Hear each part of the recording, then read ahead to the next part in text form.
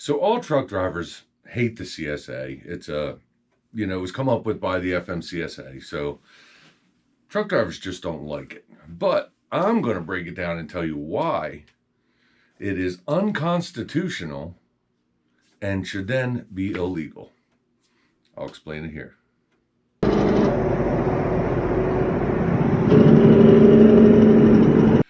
Hey everybody, so I just got back from a cruise. It was me and my wife's 20th anniversary cruise. I was gone for about 2 weeks. Went to 4 countries, 8 cities, 9 cities, something like that. It was pretty amazing. So if you're one of my regular watchers, sorry I haven't been around for a little bit, but that's where I've been. And I only apologize for not being around, not for taking the cruise, because it was pretty amazing. But anyway, I wanted to talk about CSA and why it is unconstitutional. So let me start this by reading the Sixth Amendment's Confrontation Clause.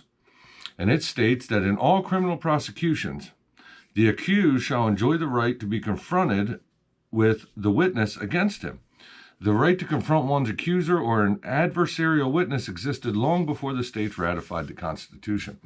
So what I'm going to go into doesn't mean you are actually prosecuted, but it means that the DOT has a right to actually hurt your license and your livelihood, and you can't do anything about it. I'll tell you all about it here. It's really a shame. There's just a lot of problems with CSA, and always have been, and it doesn't seem that they've ever been fixed. So I'll tell you a couple real life stories here, and they're not actually my stories, but they are other people's stories. I know a guy, Chris, and he's actually a fellow YouTuber, and I wouldn't actually tell this story if he hadn't actually told it on his YouTube channel. So he did a pre-trip on his truck and trailer and everything, pulled out, and it was okay. He got stopped for taillight being out. So he got stopped, they checked. He went back, he's like, oh my God, it doesn't work. He went up, pulled the plug, did the whole, spread the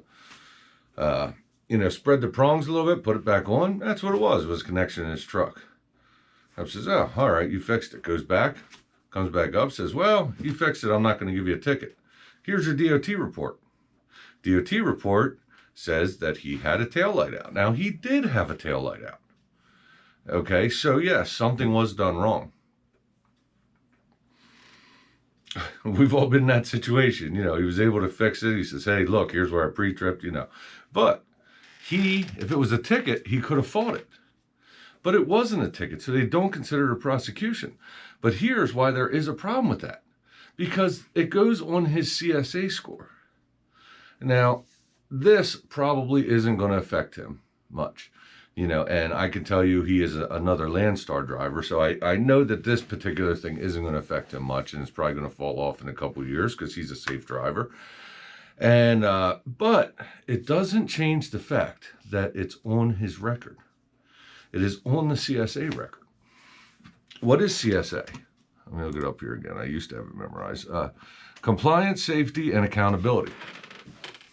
Again, formed by the FMCSA, probably the biggest joke of an organization in trucking. So here's another story. So now Chris, actually, there was something wrong. I'm not saying he did it wrong, but there was something wrong that he wouldn't have much to fight. Let me tell you a story about my friend. Let's call him Bubba. We're going to call him that because that's his name. And he watches this channel sometimes. This one's for you, Bubba. You might even forgot that this happened, but I didn't. All right, so what happened to Bubba is he was in Georgia. He's going down through. He had a brand spanking new trailer. He was a company driver, and this thing was, I forget how old it was at the time, but I guarantee you it had less than 10,000 miles on it. They had just bought it. They rotated their trailers and trucks pretty frequently. And I even remember talking to him ahead of time about it. He's like, oh yeah, I got one of the brand new trailers, because I believe at the time it was the first time he had pulled anything with disc brakes on it, and he, liked the disc brakes. It was before he had a new truck that had it. But anyway, back to the subject. He's going down to Georgia. Pulled into a scale, pulled around back.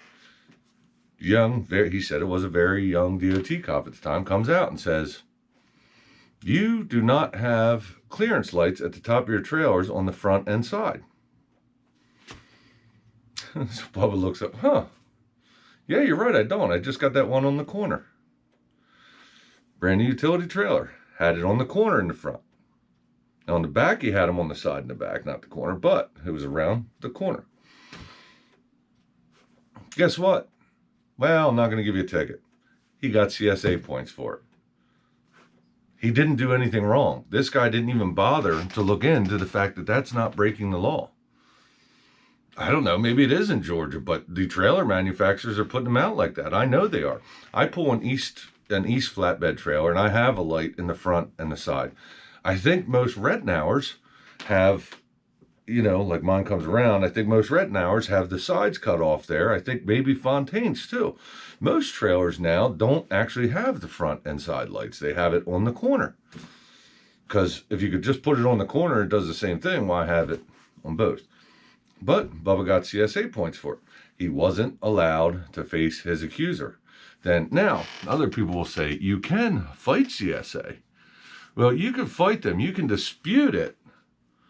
And they will go through some facts. And actually, I'm with Landstar. So if you are a Landstar driver and you get CSA points like that, have them fight it pretty good. And I have, my friend Brett over at Patriot Specialized. He's with, Ace Door. And I know they fight it pretty hard too, when something isn't totally justified. But you can fight it, but it's not the same as a court trial. You can't actually go in front of a judge and say, look, this was the case.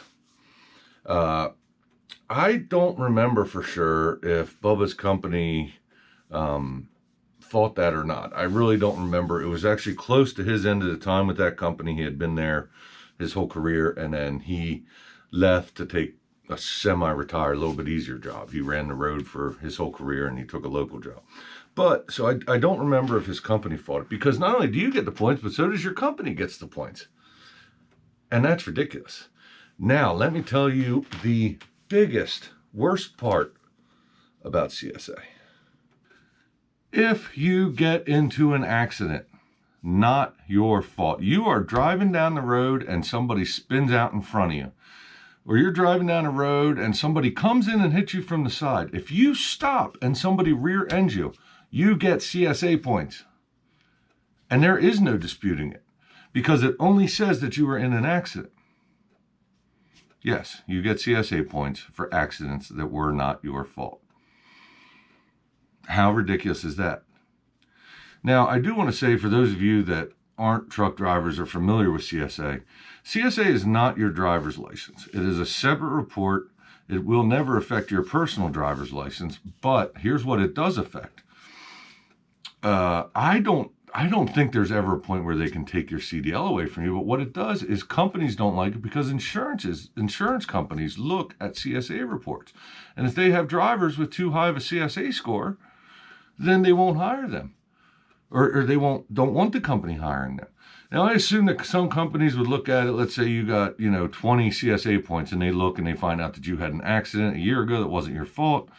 They could probably justify it. But what if you had that and you also had a tail light out and you got all these points? And I could go into how the point system works.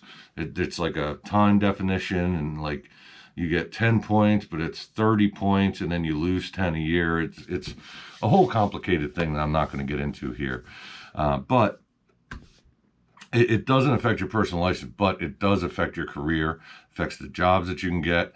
If you're an owner-operator, own authority owner-operator, it affects you being able to get insurance. It affects your insurance rates. It affects everything. It is unconstitutional because you cannot fight it. All you can do is dispute it. And dispute is not what the Constitution is about. Now, they would say, okay, so according to the, Sixth Amendment, in all criminal prosecutions, and that's what they would say. This isn't a criminal prosecution. How isn't it a prosecution? If they are writing something up that is affecting you, quite frankly, I'd rather get a fine than CSA points. If you're talking about a tail light and I'm going to get a $150 fine, if I could take that instead of CSA points, I'd rather get it. And I probably wouldn't fight it. Even in Bubba's case down there, if he had gotten if I was him and he got a $150 fine in Georgia, I probably would have just paid it. You know what I mean? Not that that's right, but what are you going to do? Take off work, make sure you're down in Georgia, take off a day, skip loads, make sure you can get in there, lose $500 on a load for principal. Well, maybe I would, but it doesn't make it right. However, CSA is illegal or should be illegal because it is unconstitutional. So, guys, I'm back. Like I said, I was on a cruise. I was gone for a couple weeks, and I loved it, but now I got to get back to making some videos. So, thank you, everybody, for watching this video. I got lots more to come. I got some more ideas. Watching the trucks in Europe, it was totally different. Everything is totally different over there. I couldn't wait to come back here and see a hood on a truck. Short, long, it doesn't matter. Anyway, guys, thanks for watching this video. Like and subscribe, comment. By the way, I'm about 300 comments behind, but I am going to go through them. Like I said, it was on a cruise. Wasn't keeping up on that, but I'm going to go through them. I've read them all. A lot of good comments, but I do need to respond to some. And thanks, guys, for watching. If you don't want to comment, you can find me, or you can email me at finchresources@gmail.com. You can also find me on Facebook and Instagram under the Trucking Resources name. So thanks a lot, guys, and I'll catch you on the next one.